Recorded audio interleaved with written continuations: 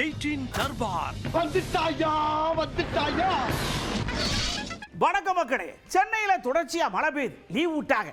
திருவள்ளூர்ல leave விட்டாங்க, செங்கல்பட்டுல காஞ்சிபுரத்துல leave விடலையேன்னு பயக ஊரான் டிவியை பார்த்துருக்கிற நேரத்தில் இல்லப்பா ஏகப்பட்ட விஷயத்தை நாங்கள் உங்களுக்காக எடுத்து வச்சிருக்கிறோம், ராத்திரி போடுறோம் பார்த்து என்ஜாய் பண்ணுங்கன்னு தர்பாரில் ஒன்று ஒன்றா எடுத்து வச்சிருக்கிறோம். வாங்க பார்த்து என்ஜாய் பண்ணலாம், நிகழ்ச்சிக்குள்ள போவோம். நேரா நம்ம செம சினிமாக்குள்ள போறோம். அதாவதுங்க ஒரு இயற்கை பேரிடர் நடக்கு, அதாவது இயற்கை ஒரு அதீதமான விஷயத்தை கொடுக்கு. அந்த நேரத்தில் அதிகாரிகள்லாம் பம்பரமா இறங்கி வேலை செய்யணும்னு சொன்னா யாரும் செய்யறது இல்லை. ஆனா வேலூர்ல கலெக்டர் சடக்குன்னு இறங்கிட்டாங்கடா.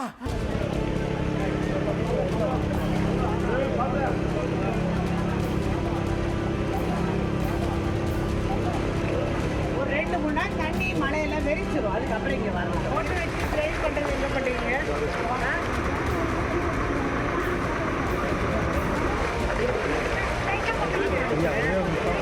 அதாவது ஆறுதல் சொல்றது அப்படிங்கிறது ஒவ்வொரு இடங்கள்லையும் ஒரே மாதிரி இருக்காது அப்படிங்கிறதுக்கு சமீபத்திய நிகழ்வு தான் உதாரணம். சடக்குன்னு என்ன பண்ணிட்டார், ஒரு ஐயா எல்லாரையும் கூட்டி வச்சு ஆறுதல் சொன்னார். அதுல ஒருக்கா கடுப்பாய் போச்சு. நீ என் வீட்டுக்கு வந்து சொல்லியா, நீ கொடுக்குற காசு பெரிய விஷயமா, நீ பக்கத்துல நின்று ஆறுதல் சொன்னாலே போதாது, அதுக்காக நான் அங்க வந்து ஆறுதல் கேட்கணும்னு நினைக்கிறேன். அந்த அக்கா கடுப்பாயி சடக்குன்னு அனுப்பிச்சு விட்டாங்க. அவர் வந்து டைரக்டா வந்து ஆறுதல் தெரிவிக்கிறேன் தான் சார் சொல்லியிருந்தாரு. நாங்கள் வந்து ஆறுதல் தான் சார் பெருசாக எதிர்பார்த்தோம். எங்களுக்கு வந்து பணம் பெருசு கிடையாது. நாங்கள் இந்த மாதிரி கூட்டத்துக்கு இன்னைக்கு போகல, அவங்க கூப்பிட்டுருந்தாங்க, நாங்கள் போகல. ஆனால் எங்களுக்கே தெரியாமல் எங்கள் பேரை 3 பேர் மிஸ்யூஸ் பண்ணி போயிருக்காங்க. எங்களோட ரிலேட்டிவ்னு சொல்லி அவங்க போயிருக்காங்க. யாருன்னு தெரியல. எங்களுக்கு அவங்களுக்கும் ஆக்சுவலாக நாங்கள் யாரையுமே அனுப்பல, ஆனால் எங்களோட பேரை அவங்க வந்து தவறாக உபயோகப்படுத்தியிருக்காங்க 3 பேர். நாங்கள் வந்து ஆறுதலை தான் பெருசு எடுத்தோம். நாங்கள் ரொம்ப மன உளைச்சல் காலாக்கி இருக்காங்க சார் இன்னைக்கு என்ன. அதனால நான் வந்து ஆறுதல் தான் எனக்கு பெருசாக எதிர்பார்க்குறேன் சார். நான் பணத்தை வந்து எதிர்பார்க்கல. பணத்தினால வந்து எங்கள் கணவரோட உயிரை வந்து யாராவது திருப்பி கொடுக்க முடியாது. தகவல் எனக்கு வந்துச்சு, என் பேரை மிஸ்யூஸ் பண்ணி போயிருக்காங்க. தகவல் தெரிஞ்சோடனே நான் போய் பணத்தை ரிட்டர்ன் பண்ணிட்டு வந்துட்டேங்க. பேங்க்ல 20 லட்சம் பணம் போட்டிருந்தாங்க. ஆனால் வந்து அவர் நேரில் வந்து எங்களுக்கு ஆறுதல் தெரிவித்து போடுறதான் முதல்ல சொல்லியிருந்தாங்க. அதனால நாங்கள் அதை பெருசாக எடுத்துக்கல. ஆனால் 20 லட்சம் பணம் போட்டப்ப சொல்லவும் இல்லை, அவங்க போட்டுட்டாங்க. இன்னைக்கு அவர் நேரில் வருவாருன்னு எதிர்பார்த்தா அவர் வரல. எங்களை சொல்லியிருந்தாங்க நாங்கள் வந்து நேரில் வரணும், நாங்களாம் போக விருப்பம் இல்லை. எந்த கூட்டத்துக்கு என் கூட்டத்துக்கு போய் தான் என் கணவர் இறந்துட்டாரு சார். மறுபடியும் எந்த கூட்டத்துக்கும் நாங்கள் போகல. அடுத்து பாருங்க, நம்ம சீமான் அண்ணன் அப்படியே உள்ள வந்து நிற்காரு, பயங்கர குழப்பத்தில் இருக்காரு. என்னன்னா இப்போ நாம ஒரு வீட்டுக்கு ஆறுதல் சொல்ல போறோம், அந்த வீட்டில் சுற்றி நிற்பாங்க, நாம நல்லா இருங்க நான் இருக்கிறேன் அப்படின்னு சொல்லிட்டு வருவோம். ஆனால் நீங்கள் என்ன பண்ணிருக்கீங்க, அங்கேருந்து இங்கே கூட்டு வந்திருக்கீங்க. ஆனால் என்ன சொன்னீங்க ஏது சொன்னீங்கன்னு இது வரைக்கும் யாருக்கும் வெளியில் தெரியல, எல்லா கதையும் மூடிட்டீங்க. ஒருவேளை சிபிஐ வந்து கேட்டா இப்படி சொல்லுங்கன்னு நீங்கள் சொல்லி கொடுத்துருக்கீங்களோ அப்படின்னு அண்ணனுக்கு ஏகப்பட்ட டவுட்டுங்க. ஒரு வழக்கு சிபிஐக்கு மாற்றப்பட்டிருக்கு. இப்போ விசாரணை நடக்கலை. விசாரணை தொடங்கும் போது இந்த பாதிக்கப்பட்ட குடும்பத்தை சந்தித்து தனிப்பட்ட முறையில் சந்திச்சு பேசும்போது இப்போ அந்த வழக்கு விசாரணைக்கு இந்த குடும்பம் என்ன பதில் சொல்லும்? நான் சொல்றது கேளுங்க. இப்ப அந்த 41 இறந்த குடும்பத்தை சிபிஐ விசாரிக்க போகும். நான் தனிப்பட்ட முறையில் அவங்கள சந்திச்சிடறேன், அவங்களுக்கு 20 லட்சம் பணம் கொடுத்துட்றேன். என்னை சந்திச்சுட்டு போயிட்டாங்க. இப்ப இந்த சிபிஐ அதிகாரிகள் போய் விசாரிச்சா இந்த குடும்பம் என்ன சொல்லும்? அதெல்லாம் ஒண்ணும் இல்லைங்க, போயிட்டு போதுங்க, என் பையன் செத்தான். இது என்ன மாதிரி விசாரணையா இருக்கும்? சரியா இருக்குமான்னு நான் கேட்கறதுக்கு பதில் சொல்லுங்க. ஏப்பா ஒன்ன பார்க்கத்தானே அத்தனை சனமும் வந்துச்சு, கஞ்சி தண்ணி இல்லாம கிடந்துச்சு, உசுர விட்டுச்சு. ஆனா இந்த எஃப்ஐஆர்ல உங்க 2 பேரை தவிர்த்து மித்த எல்லாரும் பேரும் இருக்கு. இதுல இருக்கிற சூச்சமோ என்ன எனக்கு தெரிஞ்சு ஆகணும் அப்படின்னு கேட்கறலாம். நான் தானே விஜய், நான் வர்றதுனால தானே கூட்டம். என்னைய பார்க்க வந்த கூட்டத்தில் தான் நெரிசல், சாவு, மரணம். அப்ப அந்த குற்றப்பதிவுல எஃப்ஐஆர்ல என் பேர் ஏன் இல்லை? புஷியானந்து தான் வேன்ல ஏறி சொல்றாரு பேருந்துல. இப்ப அவர் அந்த இடத்துல இருக்காரு. அவர் இவரு யாரு, ஆதவர்ஜுனா இருக்காரு. அந்த ஆதவர்ஜுனா பேருந்து எஃப்ஐஆர்ல இல்லையே. குற்றம் யாரால நிகழுது? நான் கேட்கறது, இப்ப நான் சிபிஐ ஆபீசர், நான் கேட்கிற குற்றம் யாரால நிகழுது? யாரால நிகழுது? யாரு இது தப்பு. யாரால நிகழுது? யார் வருகையால நிகழுது? அது பேசக்கூடாது. அந்த பாதுகாப்பு போடலைன்னா வண்டியில ஏறினவன என்ன சொல்றீங்க? என்னை பத்திரமா பாதுகாத்து இங்க கொண்டு வந்து விட்ட காவல்துறைக்கு நன்றின்னு சொன்னது யார்? ஒரு குற்றம் நிகழுது, அந்த குற்றத்திற்கு முதன்மையான காரணி யார்? நான் வரலைன்னா கூட்டம் இல்லை, என்னை பார்க்க வந்ததுனாலதான் கூட்டம். அப்ப யார் காரணம்? அப்ப காரணமானவரையே இந்த வழக்கு விசாரிக்காதுன்னா தம்பி, அப்ப விசாரணை எப்படி இருக்குன்னு பாருங்க. அடுத்து நம்ம பெரியசாமி ஐயா, இப்போ மழை பெஞ்சுக்கிட்டு இருக்கு, மற்றதெல்லாம் பேசி நேரத்தை வீண் பண்ணாதீங்கன்னு முதலமைச்சர் ஐயா டியூஷன் எடுத்துப்பார் போல் இருக்கு. அதனால மக்கள் அப்படியே நேரம் வெளியில் வந்தாங்க, மீட்டிங் முடிச்சுட்டு செய்தியாளர்கள்லாம் கூப்பிட்டு இந்த விஜய் ஐயான்னு சொன்ன உடனே தான் அவர் வாட்டுக்கு வரட்டுங்க, அவர் ஒரு பக்கம் வராரு, அவர் ஒரு நடிகர் வந்தா வந்துட்டு போட்டுன்னு பொட்டான் பொதுவா பட்டும் போடாமல் சொல்லிட்டு போயிட்டார்லாம். அந்த வகையிலும் பாதிக்காதுங்க. யாரு ஏன்னா பார்க்க வந்திருப்பாங்க, பார்க்க வருவாங்க. ஓட்டுல மாறாது, மாறவே மாறாது, மாறவே மாறாது. வெற்றி பாருங்க, எவ்வளவு பெரிய வெற்றி வருதாங்க. 234. நம்ம முதல்வர் ஐயா சடக்குன்னு ஒரு விஷயத்தை ரொம்ப ஆணித்தரமா சொன்னாங்க. இங்க பாருங்க, நீங்க பம்பரமா வேலை செய்யணும், பகமுழுக்கு வேலை செய்யணும், கண்ணு முடிச்சு வேலை செய்யணும். ஏன்னா இங்க இருந்த ஒரு மாபெரும் இயக்கம் அதிமுக சடக்குன்னு எடப்பாடி தூக்கிட்டு போய் பாசாக்கட்டை கொடுத்த உடனே அவிய சடக்குன்னு புல்ல போட்டு திண்டுக்கல் போட்டு 30 போட்டு பூட்டிட்டாங்க. அது இனி வெளியே வராது. அதனால அவைகளுக்கும் சேர்த்து நாம தான் வேலை பார்க்க வேண்டியிருக்கு, பார்த்து பதனமா வேலை வாருங்கன்னு அட்வைஸ் பண்ணிருக்காரு.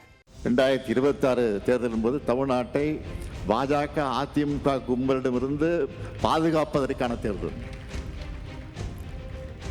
5 ஆண்டு காலம் வளப்படுத்தப்பட்ட தமிழ்நாட்டை கவலைகரம் செய்து நாசம் செய்ய திட்டமிடும் கூட்டத்தை வேரோடும் வேரடி மண்ணோடும் வீழ்த்தியாகணும். எதிர்க்கட்சி தலைவராக இருக்கக்கூடிய பழனிசாமி அவர்கள் பெயரளவுக்காவது திராவிட கட்சியாக இருந்த அந்த கட்சியை அமித்ஷா கிட்ட விழுந்து சரண்டர் பண்ணிட்டாரு. அந்த கூட்டணியை தமிழ்நாட்டு மக்களும் விரும்பல, அவங்க கட்சிக்காரங்களும் விரும்பல. அதனால மற்ற கட்சியினரும் அந்த கூட்டணிக்கு போகல. சொல்லிக்கிட்டே இருந்தாங்களா, விசிகா வராங்க, கம்யூனிஸ்டுகள் வராங்க, காங்கிரஸ் வராங்கன்னு தினமும் சொல்லி பார்த்தார். ஆனால் யாரும் அங்கே போகல. மக்களும் அவர் பேசுறத நம்ப தயாராக இல்லை. தமிழ்நாட்டுக்கு எதிராக கூட்டணி அமைச்சிருக்கக்கூடிய அவருடைய சந்தர்ப்பாதத்தை மக்கள்கிட்ட எடுத்து சொல்லி அவங்களுடைய நம்பிக்கையை பெற்று அதை நம்ம கூட்டணிக்கான வாக்குகளாக மாற்றணும். அந்த கடமையும் பொறுப்பும் உங்களுக்குத்தான் இருக்கு. திராவிட முன்னேற்ற கழகம் 7வது முறையும் ஏற்றமிகு ஆட்சியை அமைக்கணும். தமிழ்நாட்டை நிரந்தரமாக ஆளும் தகுதி திராவிட முன்னேற்ற கழகத்துக்கு தான் இருக்குது அப்படிங்கிறத நிரூபிக்கணும். அடுத்து நம்ம இன்பதுரை என்னாச்சு, அதிமுக வந்து அவங்க ஒரு விஷயத்தை சொல்லுதாங்க. அதாவது முதல்வருக்கு தூக்கம் வர மாட்டேங்குது, தூக்கம் வரணும்னா எல்லாரும் ஸ்லீப்பிங் டோஸ் போட்டு தூங்குவாங்க. ஆனால் அவருக்கு அதிமுகங்கிற ஸ்லீப்பிங் டோஸ் தேவைப்படுது. அதனால 5 தடவை சொல்லிட்டாருன்னா சடக்குன்னு தூங்கிடுவாரு, சொல்லிட்டு போட்டோம் அப்படின்னு பெருந்தன்மையோட சொல்றார். முதலமைச்சர் ஸ்டாலின் தனது தோல்விக்கான காரணத்தை இப்போதே தேட ஆரம்பித்து விட்டார். அவருக்கு அட்டிச்சி போபியா அப்படின்னு ஒன்று இருக்குது. அது ஒரு வியாதி. அது என்னென்னா ஃபியர் ஆஃப் ஃபெயிலியர்னு சொல்லுவாங்க. அதாவது எல்லாமே ஒரு தோல்வி அடைஞ்சிட்டா அந்த தோல்வி பயத்தில் தொடர்ந்து எல்லாமே தோல்வியாக அவருக்கு தோணும். உதாரணமாக கரூர், கள்ளக்குறிச்சி, தற்போது நெல் கொள்முதல், கிட்னி, இப்படி எல்லா விஷயங்கள்லையுமே அரசு தோல்வி அடைஞ்சிருக்கு, நீதிமன்றங்களில் குட்டு வாங்கிட்டு இருக்கு. அப்போ அந்த தோல்வி தந்த வேதனையில் அவர் எல்லாரையுமே குறை சொல்ல ஆரம்பிச்சிடுவார். அது பேர் தான் அட்டிச்சி போபியா. தற்போது அவர் என்ன சொல்கிறாரு அப்படின்னா, அதிமுக எப்படி பாஜகவோட கூட்டணி சேரலாம் இன்னைக்கு சொல்லலை, இந்த கூட்டணி அமைஞ்ச நாளில் இருந்து சொல்லிகிட்டே இருக்கார். சட்டமன்றத்தில் எதிர்க்கட்சி தலைவர் எடப்பாடியார் உட்கார்ந்துருக்கும் போது இவர் ஆளுங்கட்சி வரிசையிலேருந்து எப்படி கூட்டணி சேரலாம் அப்படின்னு அவர் கேட்குறாரு. ஏன் அந்த கேள்வி இவர் ஏன் கேட்குறாரு? அது அதிமுக கூட்டணி இல்லையா, அதை பற்றி இவர் எப்படி கேள்வி கேட்க முடியும்? ஏன் இவங்க கூட்டணியில் இருக்க இல்லையா? கடந்த வாஜ்பாய் அரசாங்கத்தில் இவங்க கூட்டணியில் பாஜகவோட கூட்டணி வச்சுருந்தாங்களே. கேட்டால் அதுக்கு என்ன விளக்கம் சொல்கிறாங்கன்னா, நாங்கள் குறைந்தபட்ச செயல் திட்டத்தில் கூட்டணி வச்சுருந்தோம். நாங்கள் என்னங்க உங்க குறைந்தபட்ச செயல் திட்டம்? அடுத்து நம்ம நேரம் மதுரை எம்பி சு வெங்கடேசன் ஐயா வந்தாங்க. அவர் எப்பவுமே கொஞ்சம் புலி மாதிரி கரெக்டாக பேசுவாங்க. எப்படி பேசியிருக்காங்கன்னா, இப்போ அதிமுக இருக்குல்ல, அது இங்கே இருக்கு, பிஜேபி இங்கே இருக்கு. இப்படி கோடு எழுத்தீங்கன்னா சரணிங்க வந்து ஒட்டிக்கிறோம், இங்கேருந்து கோடு எழுத்தீங்கன்னா அங்கே ஒட்டிக்கிறோம், அங்கேருந்து கோடு எழுத்தீங்கன்னா தேர்தல் ஆணையத்தையே ஒட்டிக்கிறோம். ஆக மொத்தம் எல்லாம் ஒரு கூட்டுக்குள்ளே இருக்கக்கூடிய ஒன்றா ஆளுகள் ஆளுக தான். அதனால நீங்க அதை பத்தி கவலைப்படாதீங்க, எல்லாம் நல்லபடியா நடக்கும் அப்படின்னு எஸ்ஐஆரை பத்தியும் சொல்றார். தேர்தல் ஆணையத்தின் நடவடிக்கையை பாஜக வரவேற்கிறது, பாஜகவின் நடவடிக்கையை அதிமுக வரவேற்கிறது. இது மூன்றும் ஒரே நேர்கோட்டில் இருக்கு. தேர்தல் ஆணையத்தின் தலைமை ஆணையரை தீர்மானிக்கிற குழுவில் உச்சநீதிமன்றத்தின் தலைமை நீதிபதி இருக்கக்கூடாது என்று பாஜக சொன்னதற்கு ஒரு நோக்கம் இருக்கிறது. பாஜகவின் செயலை அதிமுக ஆதரிப்பதற்கு ஒரு நோக்கம் இருக்கிறது. அதிமுகவுக்கு இருக்கிற நோக்கம் என்பதும் தமிழ்நாட்டு மக்களுக்கு இருக்கிற நோக்கம் என்பதும் நேருக்கு எதிரான. நாம் எந்த கட்சிக்குமான கோரிக்கை வைக்கல, ஜனநாயகத்துக்கான கோரிக்கை வைக்கிறோம். அதிமுக இன்னைக்கு இருக்கும், நாளைக்கு வேற ஒரு கட்சி இருக்கும், அல்லது அந்த கட்சி இல்லாமல் போகும், அதெல்லாம் பிரச்சனை. ஆனால் ஜனநாயகத்தின் அடிப்படையான தேர்தல் முறை காப்பாற்றப்பட வேண்டும். தேர்தல் முறையினுடைய உண்மையான வாக்காளர் சேர்ப்பு நீர்ப்பு என்ற ஜனநாயக நடவடிக்கையில் சிதைவு ஏற்படக்கூடாது. அந்த சிதைவை இன்றைக்கு தேர்தல் ஆணையமே செய்கிறது. இன்றைக்கு இவர் கேட்பதை போல கட்சிகள் விழிப்போடு இருந்து தடுக்கக்கூடாதா என்று கேட்கிறீங்க. கட்சிகள் விழிப்போடு இருந்து தடுப்போம், அது எங்கள் கடமை. ஆனால் தேர்தல் ஆணையத்தின் கடமை என்ன? ஓட்டைகளை உருவாக்குவதல்ல, ஓட்டையை அடைப்பதுதான் தேர்தல் ஆணையத்தின் பணியாக இருக்கணும். அப்படி நயினார் அண்ணாச்சி வந்தாரு, எனக்கு ரொம்ப சந்தோஷமா இருக்குங்க. எஸ்ஐஆர் நீங்க அப்படி உள்ள இருக்கிற புள்ளியெல்லாம் எடுத்துட்டீங்கன்னா சார்னு வருது இல்ல, இந்த சாரன் கேட்டவுடனே திமுகவுக்கு பயங்கரமா கிடு நடுங்குது. ஏன்னா சார் அவங்களை அப்படி டிஸ்டர்ப் பண்ணுது, அவர்களை டிஸ்டர்ப் பண்றது எனக்கு ரொம்ப கேப்பியா இருக்கு அப்படின்னு சந்தோஷப்படுதாருங்க. சார்னு சொன்னாலே ஒரு திமுகவுக்கு எப்பொழுதுமே ஒரு அலர்ஜி. உங்களுக்கு தெரியுமில்ல, அண்ணா பல்கலைக்கழகத்திலிருந்து சார் அப்படின்னு சொன்னாலே திமுகவுக்கு ஒரு அலர்ஜி. அப்புறம் அவங்களுக்கு ஒரு தோல்வி பயம் வந்திருக்கு. இப்போ ஒரு நடுக்கமே வந்திருக்கு இன்னைக்கு திமுக கூட்டணிக்கு. நேரு காலத்திலிருந்து காங்கிரஸ் கட்சி பிரைம் மினிஸ்டர் யாரெல்லாம் இருந்தார்களோ அவருடைய காலத்திலிருந்து இன்று வரையிலும் வாக்காளர் விடுப்பு, சேர்ப்பு, இறந்தவர் பட்டியலை நீக்குதல், இது எல்லாமே இருந்துகிட்டு இருக்கு. உங்களுக்கும் தெரியும். இருந்தாலும் நீங்களும் திருப்பி அந்த கேள்வியை கேட்டுகிட்டே இருக்கீங்க. பீகாரில் நடந்த சம்பவம் பார்த்தீங்கன்னா 65 லட்சம் பேர் அங்கே, அதில் 65 லட்சம் பேர் நீக்கப்பட்டிருந்தாங்க. அதில் 30 லட்சம் பேர் ஊர்லேயே ஆள் இல்லை, 28 லட்சம் பேர் இறந்தே போனாங்க.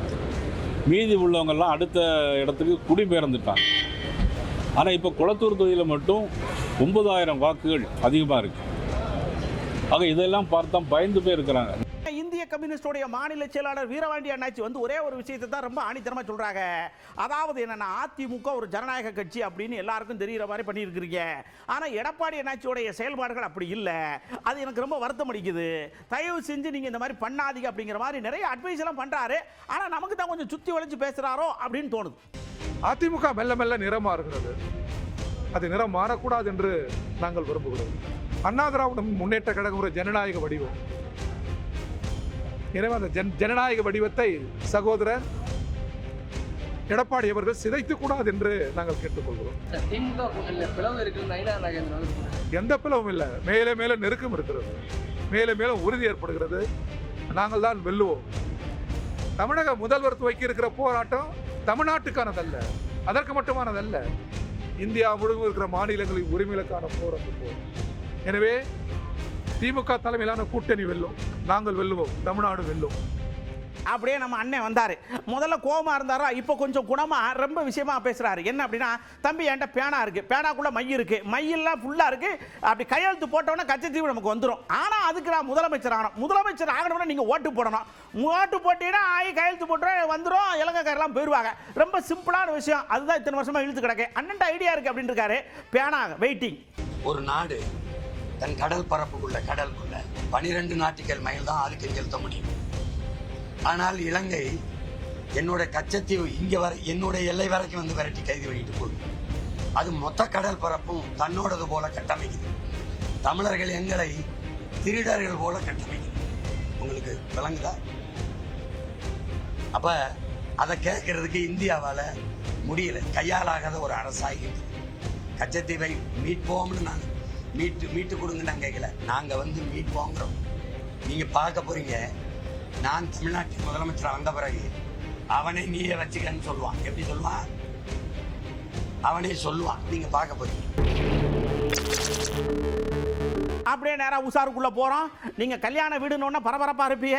ஆனா அங்க ஒருத்தன் விஷமம் பண்றதுக்குனே இருப்பான். பாருங்க, இந்த ஜிகிடா பொருள் அது பொருள்லாம் வச்சிருக்காங்க. எவனோ கொளுத்தி விட்டுருக்காமலுக்கு மழை நெறிஞ்சு வச்சு கல்யாண வீடே சோகத்தில் இருக்குது. அதனால ஒரு கண்ணு எப்பயுமே உசாரா இருங்க.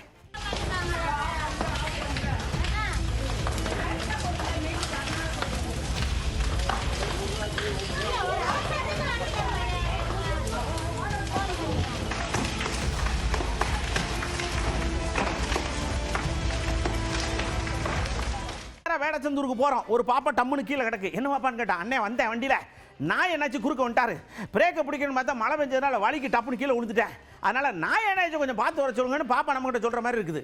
அதனால் நீங்கள் நாய் வந்துச்சுன்னா பார்த்து வண்டி ஓட்டுங்க, ஈரத்தில் ரொம்ப பத்திரமா வண்டி ஓட்டுங்க.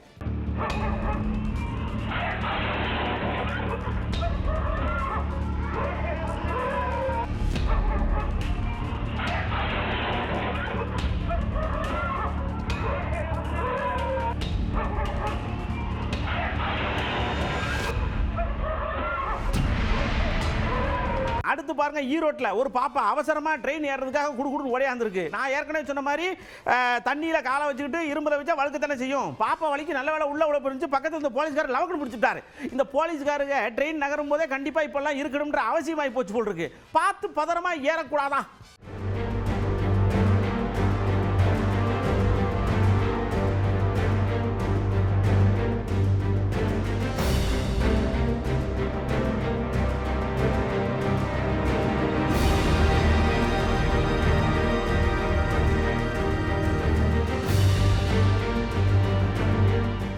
உத்தராகண்டில் நீங்கள் ஒரு தடவைக்கு 3 தடவை நல்லா செக் பண்ணிட்டு செய்யணும். அங்கே பள்ளிக்கூடத்தில் என்ன பண்ணிருக்காங்க, மணி அடிச்ச உடனே எல்லாம் வீட்டுக்கு ஓடியாச்சு, நம்மளும் சரக்குன்னு பூட்டு ஓடிட்டு போயிருப்பார் போட்டிருக்கு. ஒரு பையன் அசந்து படித்த களைப்பில் தூங்கியிருக்கான். அப்புறம் பூட்டி இருக்கணும்னா ஒரே குய்யா முறையான அழுக. அப்புறம் போலீஸ் வந்து பூட்டை உடச்சு பையனை தூக்கிட்டு போயிருக்காங்க.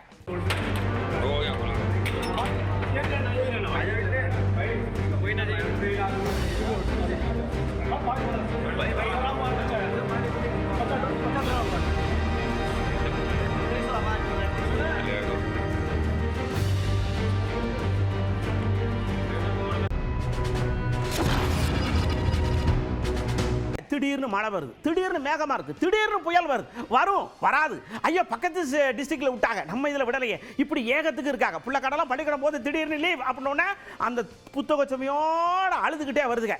இதுக்கு முன்னக்கூடியே சொல்லிட்டா நல்லதா, இல்ல மழை நனைஞ்சாலும் பரவாயில்ல படிப்பு தான் முக்கியம்னு பள்ளிக்கூடம் போறது நல்லதா? மழைன்னு பதில சொல்லுங்கன்னா இடி மின்னல் மாதிரி பதில இறக்கிருக்காங்க. மழை வராதுக்கு முன்னாடியே லீவ் விட்டா நல்லா இருக்கும். மழை வந்துச்சுன்னா கொஞ்சம் ஒரு நாளைக்கு முன்னாடியே சொல்லுங்க.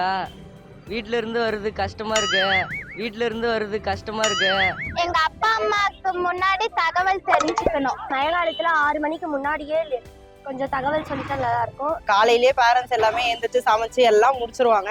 8 மணிக்கு திடீர்னு சொன்னா அது அவங்க ஸ்கூலுக்கு போய் என்ன பேசாம அவங்களை ஸ்கூலுக்கே அனுப்பி விட்டுறலாம் அப்படிங்கிற மாதிரி தான் வந்துட்டு தோணும். காலேஜ் போகும்போது நானும் இந்த மாதிரி பஸ்ல போவேன். அங்க போயிட்டு கிட்டத்தட்ட நெருங்கும் போது இன்னைக்கு காலேஜ் லீவுன்னு சொல்லிட்டு குரூப்ல மெசேஜ் ஃப்ரெண்ட்ஸ் யாராவது கால் பண்ணி சொல்லுவாங்க. சில நேரம் மழை வர்ற மாதிரி இருக்கு, ஆனா வர மாட்டேங்குது. லீவுன்னு சொன்னதுக்கு அப்புறம் கூட மழை வராமலாம் போயிருக்கு. ஆனா கொஞ்சம் முன்னாடியே சொல்லிட்டாங்கன்னா கொஞ்சம் பெட்டரா நாங்க இருப்போம். பேரண்ட்டும் கொஞ்சம் சேஃப்டியா முன்னாடியே பசங்களை தகுந்த மாதிரி ரெடி பண்ணி அனுப்புவோம். நாளைக்கு லீவு அப்படின்னு சொல்லி முன்னாடியே அனௌன்ஸ் பண்ணிட்டாங்க அப்படின்னு சொல்லிட்டா மறுநாள் மழையே பெய்யாது. சரி ஓகே நாளைக்கு பார்த்துட்டு அனௌன்ஸ் பண்ணிக்கலாம், ரொம்ப தீவிரமா இருக்கா இல்லையான்னு சொல்லி பார்த்துட்டு அனௌன்ஸ் பண்ணிக்கலாம் அப்படின்னு சொல்லி வெயிட் பண்ணாங்க அப்படின்னா கண்டிப்பா நாளைக்கு மழை தான் பெய்யும். சம்டைம்ஸ் வந்து ரொம்ப டிஸ்டன்ஸ்ல இருந்து வரவங்க பாதி தூரம் வந்துருவாங்க. வந்துட்டு அதுக்கப்புறம் அவங்க லீவுன்னு சொன்னதுக்கு அப்புறம் திரும்ப ரிட்டர்ன் போறதுன்றது வந்து அது யூஸ் இல்லை இல்லையா? மழை காலத்துல வந்து நமக்கு ஒரு நாள் முன்னாடியே அறிவிச்சாதான் எல்லாம் ப்ரிப்பேர் ஆகிறதுக்கு நல்லா இருக்கும். இவங்க முன்னாடியே ஒரு எச்சரிக்கை ஒன்று கொடுத்துட்டாங்கனாக்கா புள்ளிங்க கொஞ்சம் எந்த நேரத்தில் வரத்து போகிறதுக்கு கொஞ்சம் யூஸ்ஃபுல்லாக இருக்கும். முன்னெச்சரிக்கை நடவடிக்கை அந்த தொலைபேசி எண்களில் குறு செய்திகளாக அவங்களுக்கு ஒரு காலையில் ஒரு 6 மணிக்குள்ள கொடுத்தாங்கனாக்க எந்த ஒரு இடர்பாடும் இல்லாமல் நல்லா இருக்கும். காலையில 10 நிமிஷம் மழை பெய்யும், அதுக்கப்புறம் ஃபுல் டே லீவ் விட்டா எப்படி? மலை கிராமத்தில் இருக்கிறவங்க வரும்போது ரொம்ப கஷ்டப்பட்டு தான் மக்கள் வந்துட்டு இருக்காங்க. குழந்தைங்க எல்லாமே படிக்க. லோக்கல் பிள்ளைங்களுக்கு பிரச்சனை இல்லை, வெளியூர்ல இருந்து வர பிள்ளைங்களுக்கு கஷ்டம் தானே. பிள்ளைகளுக்கு ஸ்கூல் லீவு அப்படின்னா முந்தின நாள் அறிவிக்கணும். அதெல்லாம் முன்னாடியே விடுமுறை விட்டாங்கன்னா கொஞ்சம் நல்லா இருக்கும். ஒரு நாள் முந்தி சொன்னாதான் நல்லா இருக்கும், மறுநாள் சொன்னா எப்படி கிளம்பி இருக்க முடியும்? நம்ம தர்பாரில் ஏகப்பட்ட விஷயம் உங்களுக்காக காத்துட்டு இருந்தது இல்லையா? எல்லாத்தையும் எடுத்து போட்டோம், பார்த்தீங்க, என்ஜாய் பண்ணீங்க. தேவையானதை வச்சிருக்க, தேவையில்லாத்தையும் தூர போட்டுருங்க. அடுத்த தர்பாரில் இதே மாதிரி ஏகப்பட்ட விஷயத்தோட நான் உங்களை சந்திக்கிறேன். அதுவரை உங்களிடமிருந்து அன்போடும் பண்போடும் பாசத்தோடும் விடைபெற்றுக் கொள்வது உங்கள் அன்பு நண்பன் எழில். வணக்கம் மக்களே. 18 தர்பார் வந்துட்டாயா